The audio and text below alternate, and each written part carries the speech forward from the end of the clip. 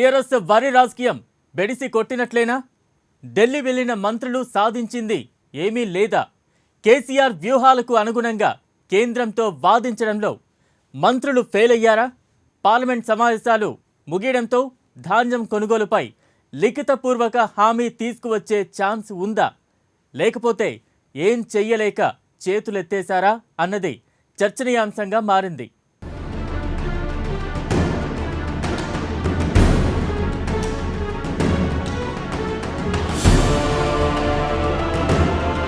గత 2 నెలలుగా తెలంగాణలో ధాన్యం కొనుగోలు అంశం రాజకీయ కాకరేపుతోంది. కేంద్ర రాష్ట్ర ప్రభుత్వాలు తగ్గేదే లేదంటున్నాయి. ఒకరిపై ఒకరు బ్లేమ్ గేమ్ ఆడుతూ రాష్ట్ర రైతాంగాన్ని గందరగోళంలో పడేస్తున్నాయి. కేంద్ర రాష్ట్ర ప్రభుత్వాలు ఆడుతున్న రాజకీయ చదరంగంలో రైతుల ఇబ్బందులు ఎవరూ పట్టించుకోవడం లేదనే విమర్శలు వినిపిస్తున్నాయి.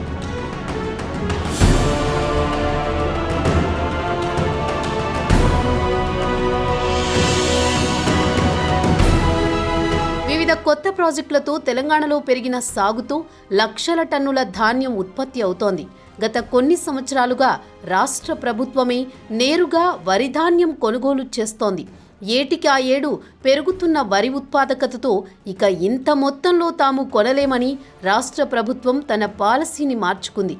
ఇక మొత్తం వ్యవహారాన్ని కేంద్ర సర్కార్ కోర్టులోకి నెట్టింది.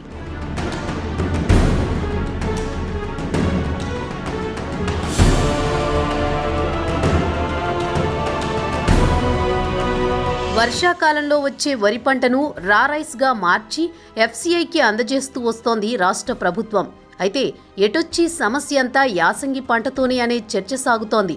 యాసంగి పంట తాము కొనమని కేంద్రం కరాఖండిగా చెప్పడంతో కేసీఆర్ సర్కార్ రైతుల ముందు దోషిగా నిలబడే పరిస్థితి తలెత్తింది. దీంతో ఒక్కసారిగా పొలిటికల్ గేర్ మార్చిన కేసీఆర్ కేంద్రంపై యుద్ధం ప్రకటించారు.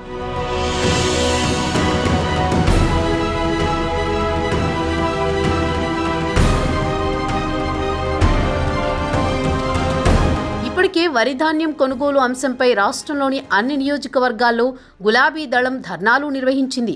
ఏకంగా ముఖ్యమంత్రి కేసీఆర్ ఇందిరా పార్కులో ధర్నా చేసి కేంద్రం తీరుపై మండిపడ్డారు.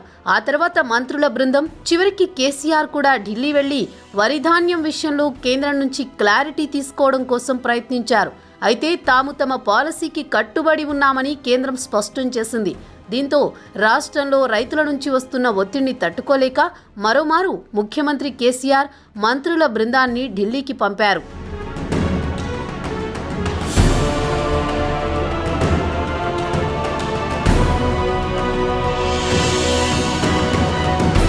నాలుగు రోజులుగా ఢిల్లీలో మకాం వేసిన తెలంగాణ మంత్రులు ధాన్యం కొనుగోలు విషయంలో కేంద్రాన్ని ఒప్పించడంలో విఫలమయ్యారు. దాంతో కేసీఆర్ వ్యూహాలను అమలుపరచడంలో మంత్రులు ఫెయిల్ అయ్యారనే వాదన వినిపిస్తోంది. కేంద్ర మంత్రి పీయూష్ గోయల్ అపాయింట్మెంట్ కోసమే ఆపసోపాలు పడ్డ మంత్రుల బృందం గోయల్ నుంచి ఎలాంటి హామీ తీసుకోకుండానే సమావేశం ముగించడం రాజకీయ వర్గాల్లో చర్చకు దారితీస్తోంది.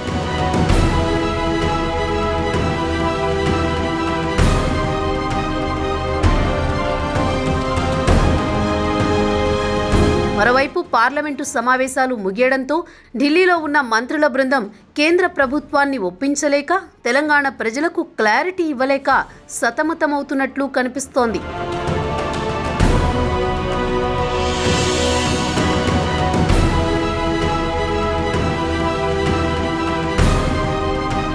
మొత్తానికి వరి ధాన్యం విషయంలో టీఆర్ఎస్ ఎత్తుకున్న రాజకీయ ఎజెండా బూమరాంగ్ అయినట్టు సొంత పార్టీలోనే చర్చ జరుగుతోంది.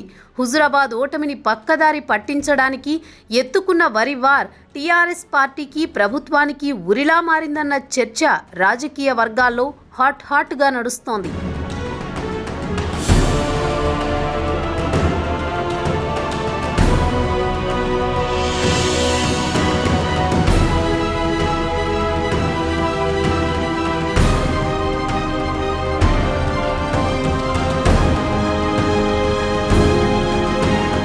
సార్వత్రిక ఎన్నికలు, స్థానిక ఎన్నికలు, బైపోల్స్ విజయాలతో ప్రస్తుతానికి జనం చూపు జగన్ వైపే ఉన్నట్లే కనిపిస్తోంది.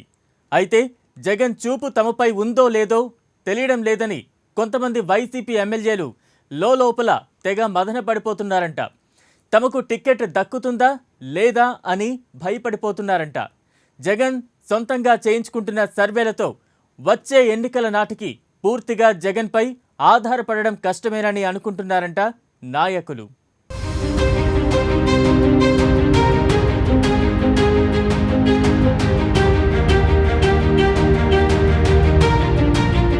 జగన్ తమని గెలిపిస్తారనే భరోసా ఉన్నా టికెట్ దక్కుతుందనే ఆశ మాత్రం పలువురు ప్రజాప్రతినిధుల్లో కరువైనట్టు కనిపిస్తోంది. అందుకే సొంతగా తమ బలం పెంచుకునే ఆలోచనలో ఉన్నారంట పలువురు ఎమ్మెల్యేలు. వచ్చే ఎన్నికల నాటికి పరిస్థితులు ఎలా ఉన్నా తాము మాత్రం పోటీలో ఉండాలని భావిస్తున్నారంట.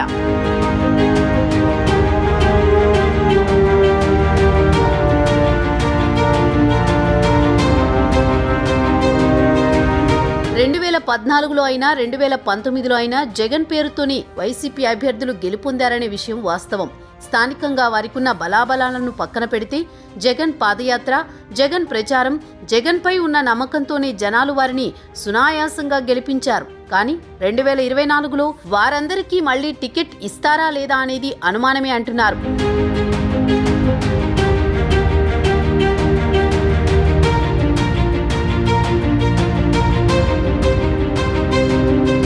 ఇలాంటి వారి సంఖ్య ఎంతనే దానిపై ఇంకా క్లారిటీ లేదు. అయితే లోపల భయం ఉన్న వారంతా ఒక్కొక్కరిగా బయటపడుతున్నట్లు కనిపిస్తున్నారు. నెల్లూరు రూరల్ ఎమ్మెల్యే కోటంరెడ్డి శ్రీధర్ రెడ్డి సొంతగా జనాల్లోకి వెళుతున్నారు. నేను నా కార్యకర్త అనే పేరు పెట్టుకుని ఆ తర్వాత దానికి జగన్ పేరు జత చేర్చారు. మొత్తం మీద సొంత బలం పెంచుకునే ప్రయత్నాల్లో ఉన్నారు. అటు చిత్తూరు జిల్లాలో రోజా పరిస్థితి కూడా ఇలాగే ఉందట.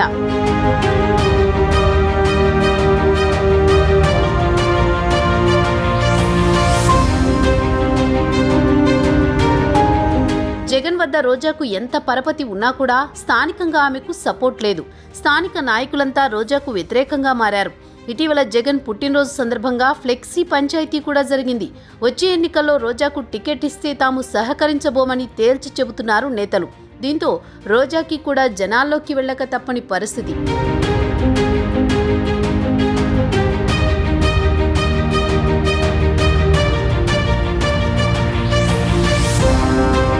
మీతో మీ ఎమ్మెల్యే అంటూ రోజా నియోజకవర్గంలో కలియదిరుగుతున్నారు. వీరే కాదు, ఇంకొంతమంది ఎమ్మెల్యేలకు కూడా లోపల భయం ఉందట. వారంతా పార్టీతో సంబంధం లేకుండా తమ సొంత పరపతి పెంచుకునే ప్రయత్నాలు చేస్తున్నారట. వచ్చే ఎన్నికల్లో వైసీపీ తరపున టికెట్ వచ్చినా రాకపోయినా తమకు ఏమాత్రం ఇబ్బంది లేకుండా ఉండాలని చూసుకుంటున్నారంట.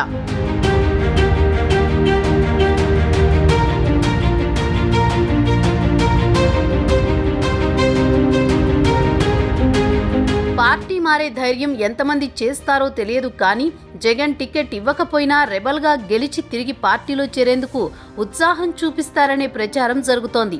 ఇటీవల స్థానిక ఎన్నికల్లో కూడా ఇదే జరిగింది. దీంతో టికెట్ రాదేమోనని అధినేతపై అనుమానం పెంచుకున్న నేతలు సొంత దుకాణం పెట్టుకుంటున్నారన్న విషయం ఇప్పుడు పొలిటికల్ సర్కిల్స్లో హాట్ టాపిక్గా మారింది.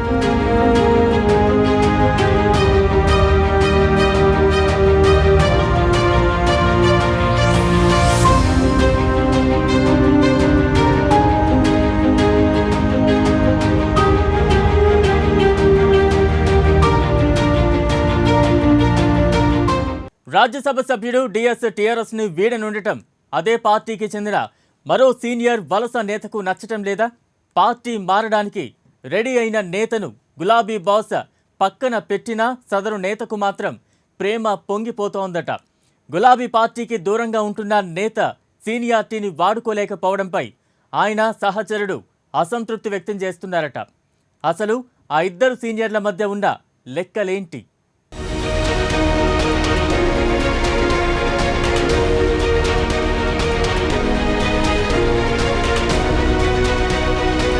టీఆర్ఎస్ రాజ్యసభ సభ్యుడు సీనియర్ నేత డిఎస్ త్వరలో హస్తం గూటికి చేరేందుకు రంగం సిద్ధం చేసుకుంటున్నారన్న ప్రచారం జోరుగా సాగుతోంది.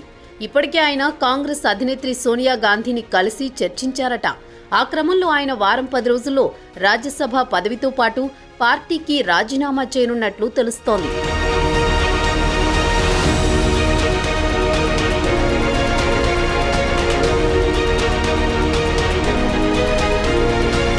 అయితే డిఎస్ పార్టీని వీడనుండడం టీఆర్ఎస్లో ఒక ముఖ్య నేతకు సుతరాము ఇష్టం లేదట. ఇప్పుడు ఆ నేత ఇటు గులాబీ బాస్ని ఒప్పించలేక అటు డిఎస్ను ఆపలేక తెగ హైరానా పడుతున్నట్టు సమాచారం.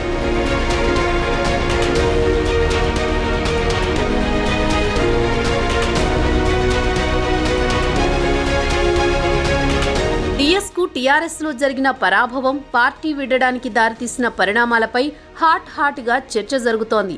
డిఎస్ వైఖరి కారణంగానే ఆ పరిస్థితి వచ్చిందంటూ పార్టీలో కొందరు వాదిస్తున్నారు. టీఆర్ఎస్లోనే ఉండి తన కొడుకు అరవింద్ నిజామాబాద్ ఎంపీగా గెలుపొందడానికి పనిచేసి పార్టీకి ద్రోహం చేశారని విమర్శలు వినిపిస్తున్నాయి.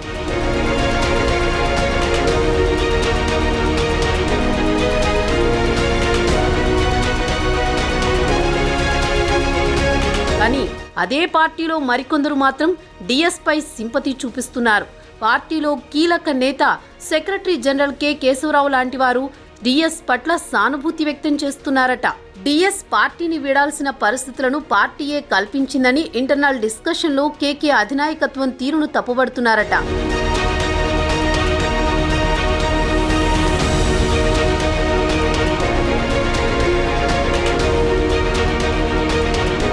డి శ్రీనివాస్ రాజకీయాల్లో సీనియర్ నేత, కాంగ్రెస్ పార్టీలో సుదీర్ఘకాలం పనిచేశారు.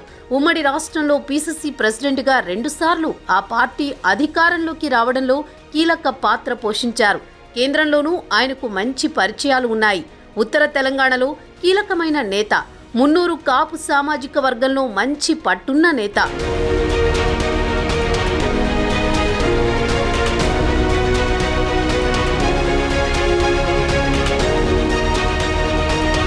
ఉత్తర తెలంగాణలోని ఆ సామాజిక వర్గం అండతోనే బీజేపీ రాజకీయంగా బలపడే వ్యూహాలను అమలు చేస్తోంది. అలాంటి సమయంలో డిఎస్ లాంటి అస్త్రాన్ని వినియోగించుకోవడంలో పార్టీ విఫలమైందనే భావనలో కేకే ఉన్నట్లు తెలుస్తోంది.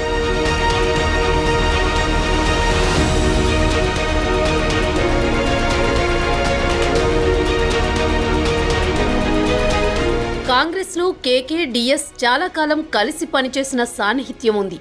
ఒకే సామాజిక వర్గానికి చెందిన నేతలు. ఈ నేపథ్యంలోనే డిఎస్ మీద కేకే సింపతి చూపుతున్నారన్న వాదనలు వినిపిస్తున్నాయి.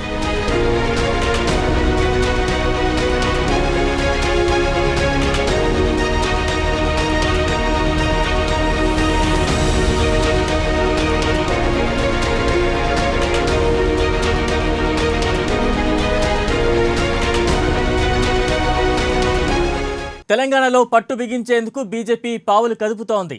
దుబ్బాక, హుజురాబాద్ ఉప ఎన్నికల్లో విజయం తర్వాత ఆ పార్టీలో మరింత జోష్ కనిపిస్తోంది. ఆ పార్టీ అధ్యక్షుడు బండి సంజయ్, నిజామాబాద్ ఎంపీ ధర్మపురి అరవింద్ మరింత దూకుడు పెంచారు. ముఖ్యమంత్రి కేసీఆర్కు సవాలు మీద సవాలు విసురుతున్నారు.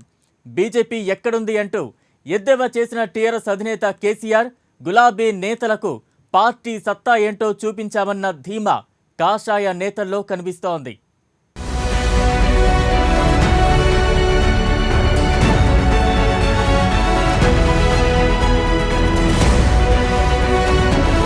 బీజేపీతో పాటు ఆ పార్టీ రెబల్ ఎంపీలు బండి సంజయ్, ధర్మపురి అరవింద్ల కోసం సీఎం కేసీఆర్ గంటల తరబడి ప్రెస్ మీట్లు పెట్టే స్థాయికి దింపామంటున్నారు కమలం పార్టీ నేతలు.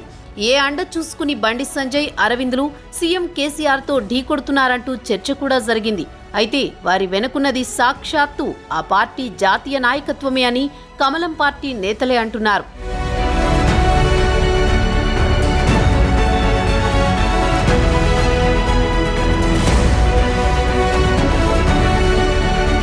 జాతీయ నాయకత్వం ఆదేశాలతోనే బీజేపీ ఎంపీలిద్దరూ కేసీఆర్ఏ టార్గెట్గా పదునైన విమర్శలు చేస్తూ వచ్చారనేది బీజేపీ శ్రేణుల మాట.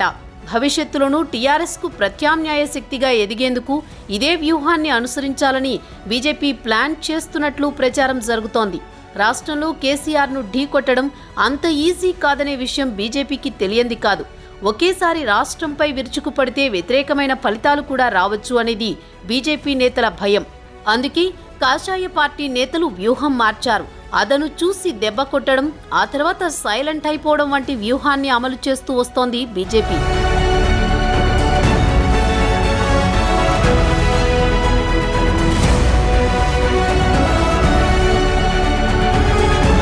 అందులో భాగంగానే ప్రభుత్వ విధానాలపై దశలవారీగా పోరు ఉధృతం చేసింది. నిరుద్యోగుల సమస్యలు, రైతుల సమస్యలు, పోడు భూములు, డబుల్ బెడ్రూమ్ ఇళ్లు, ఇలా చాలా సమస్యలపై ప్రజల తరపున నిరంతరం పోరాటం చేసిన ఫలితంగానే పార్టీ పుంజుకున్నట్లు కమలం పార్టీ నేతలు భావిస్తున్నారు. వాస్తవ పరిస్థితులను క్షేత్రస్థాయి వరకు తీసుకువెళ్లడంలో సక్సెస్ అయినట్లు బీజేపీ భావిస్తోంది. అందుకే టీఆర్ఎస్ పార్టీ ఇప్పుడు బీజేపీపై తీవ్ర స్థాయిలో విమర్శలు చేస్తోందని బీజేపీ నేతలు చెప్పుకుంటున్నారు.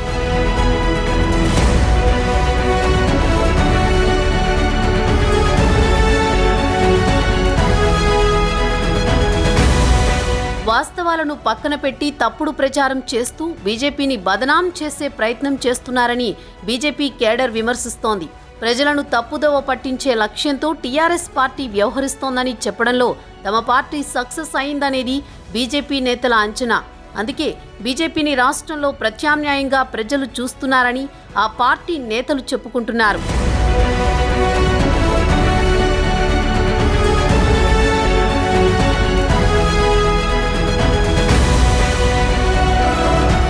బీజేపీ రాష్ట్ర నాయకత్వానికి అండగా జాతీయ నాయకత్వం సైతం తన వంతు సహాయ సహకారాలు అందిస్తోందని పార్టీలో జోరుగా చర్చ సాగుతోంది. ఇప్పటికే రాష్ట్రంలో ముఖ్య నేతలకు జాతీయ స్థాయిలో పదవులు ఇవ్వడమే కాకుండా మొదటిసారి కేంద్ర కేబినెట్ మంత్రి పదవి కూడా కట్టబెట్టారు. రాష్ట్ర ప్రభుత్వానికి కేంద్రం నుంచి సహకారం కోసమే వారు మీడియా ముందుకు వస్తున్నారని పార్టీలో చర్చ నడుస్తోంది.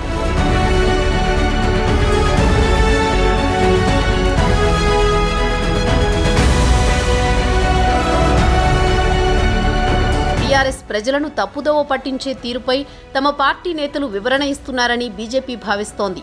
కేంద్ర మంత్రులు కిషన్ రెడ్డి, గజేంద్ర సింగ్ షెకావత్ ఇప్పటికే తమ పరిధిలోని అంశాలను బయట పెట్టారని, రాబోయే రోజుల్లో మరిన్ని వాస్తవాలను ప్రజలకు వివరించేందుకు కేంద్ర మంత్రులు సిద్ధంగా ఉన్నారంటున్నాయి పార్టీ వర్గాలు.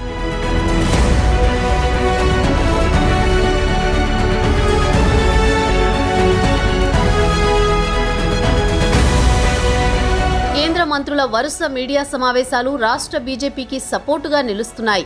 అయితే ఇదంతా పార్టీ జాతీయ అధ్యక్షుడు జేపీ నడ్డా చొరవతోనే జరిగినట్లు పార్టీ వర్గాల్లో చర్చ నడుస్తోంది. ఇక రాష్ట్రంలో పార్టీ బలోపేతం కోసం రాష్ట్ర నాయకత్వానికి అన్ని రకాల సహాయ సహకారాలు అందిస్తామన్న జాతీయ నాయకత్వం హామీతో ఫుల్ ఖుషీగా ఉంది బీజేపీ కేడర్.